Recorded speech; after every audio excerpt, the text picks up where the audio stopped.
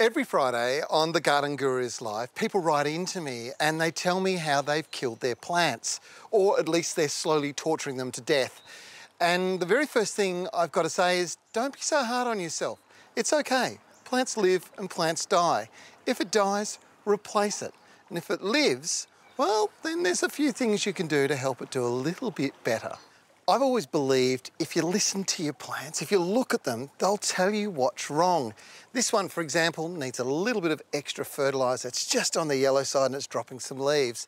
But if you look carefully, plants do reveal what it is that's going wrong with them.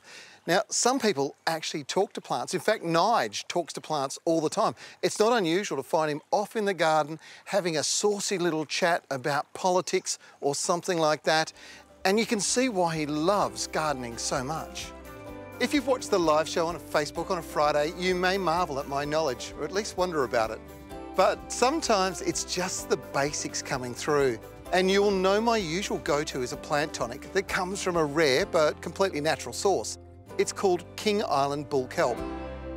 There should be a bottle of this on a shelf in every garden shed, in every backyard in Australia. You see, Seasol concentrate does some pretty amazing things. If your plants are not happy, then a little shot of this, just watered over the top, is usually more than enough to bring them back from the brink.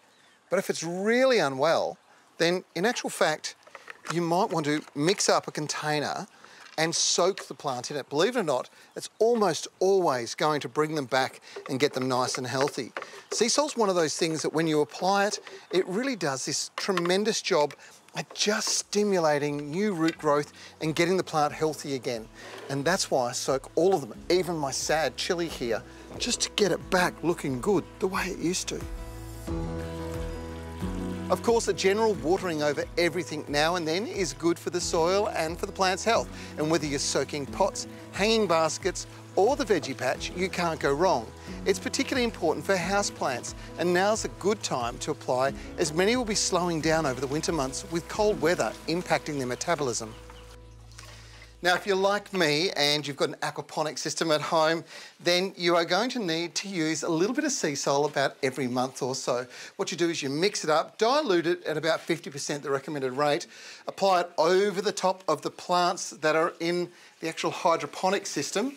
And what that's going to do is it's going to stimulate strong root growth and keep them nice and healthy. This is really important because as the plants are circulating that water from the fish tank through here, they're taking nutrients out. You want the roots working as well as they possibly can. We often don't think of this with lawns, but let me tell you, if you have some bare patches and things are slowly recovering, a quick splash of Seasol over the dead grass will help it enormously. And it seems to help reduce the build-up of thatch as well. Now, the thing is, Seasol is not a fertiliser. A lot of people apply it over their plants expecting them to grow away strongly. That doesn't happen. This doesn't have those kinds of nutrients in it. It is a plant tonic, and it's going to stimulate really good root growth, and that means that your plant will be strong and healthy.